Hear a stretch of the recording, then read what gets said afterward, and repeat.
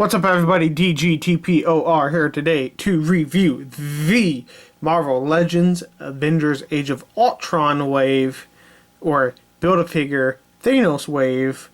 I believe this one is just the Avengers Age of Ultron wave. I don't think the one with Thor...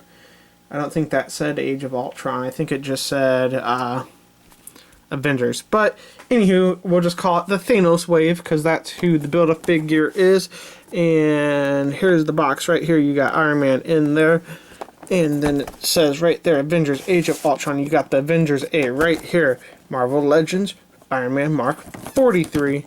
And then you got him in a little sexy dance pose is what it looks like to me right there. Then it says right here, Avengers Age of Ultron, Iron Man Mark 43. Tony Stark's new answer to evil is the most powerful armored suit he's ever made, which I'd probably say is a lie because of, you know, the Hulk Buster. But who knows if we'll get a Legends figure of that. Maybe it'll be a Build-A-Figure, a new Build-A-Figure. I don't know if it's already out there. It probably already is. And right here you got the wave, or the other figures in the wave right here. And then you got Thanos right here. Now, first let me tell you... I'll tell you after I open him up and get him out. And here is Iron Man out of the package right here. Now, back to what I was going to say was, I wasn't going to get this whole wave. I ended up getting the whole wave, but I wasn't going to get it. I didn't like the majority of the figures in this wave. All I liked was Hulk, Black Cat, and... Spider-Woman, but then I started to really see pictures of Batroc, and I really liked Batroc, so I decided to get him, and then I was like, well, I'm already four figures deep, I might as well just get the other two, and so I ended up getting this, and I really liked the look of this figure. I saw him in a couple reviews, and I didn't like the look of him.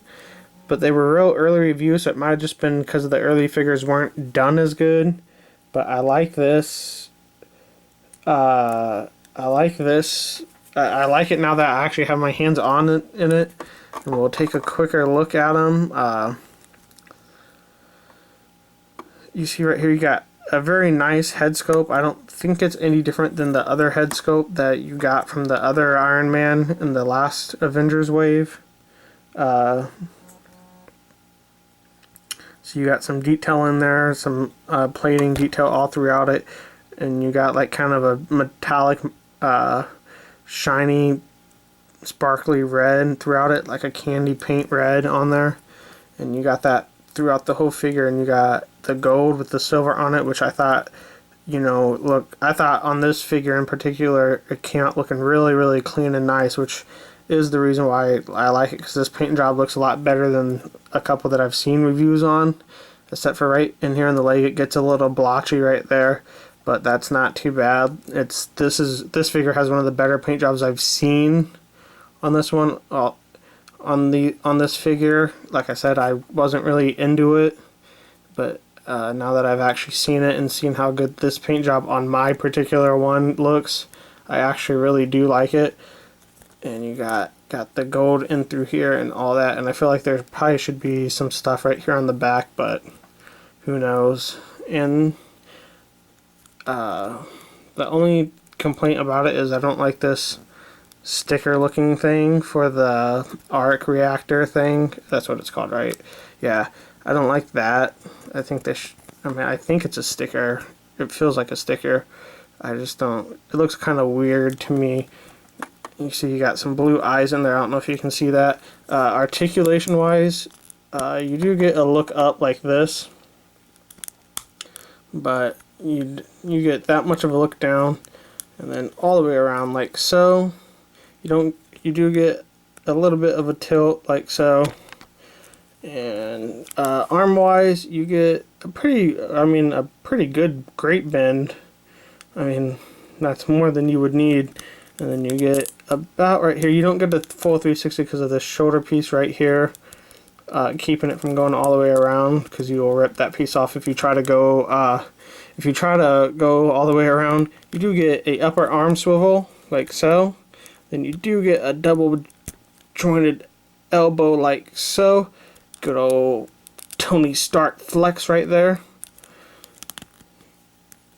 And you do get ankle rotation like so, and then you do get back and forth on this hand. On this hand you will get the same amount of bend out, same like that, upper arm rotation like so, double jointed elbow like so, and his little reactor hand will go in and out like that as well. Now I feel like this should be, I feel like this shouldn't be like that. I don't know. So you get his arm up there more, so like he's like blasting you, because it doesn't look like that's a good angle for a blast, but I guess if you hold it up high enough, it is. His torso also looks kind of long to me, but I don't know. Maybe it's not. Maybe that's just me. You do get a nice ab crunch. Well, not. You get a decent ab crunch. You do get a nice look back, and you get to see that it's kind of detailed all the way through too, which is nice. You do get torso rotation like so. Don't get any waist rotation. You do get a pretty mediocre kick forward, but you do get, I mean, some crazy Iron Man splits right here. Must be from Robert Downey's wilder days. You do get double jointed knees. You do get an upper thigh rotation like so. And you do get the back and the fourth and the ankle pivot. Now, the only accessory that comes with this baby is the other Iron Man head right here. And you pop this head off like so, and you put the Tony Stark head right here, and you probably want to be careful because you probably don't want to mess this up. Maybe, you know, just be cautious of it. And I think this is a pretty good scope. I like this one because, you know, it looks like his mask is opening, or it could be closing, however you would want it to be.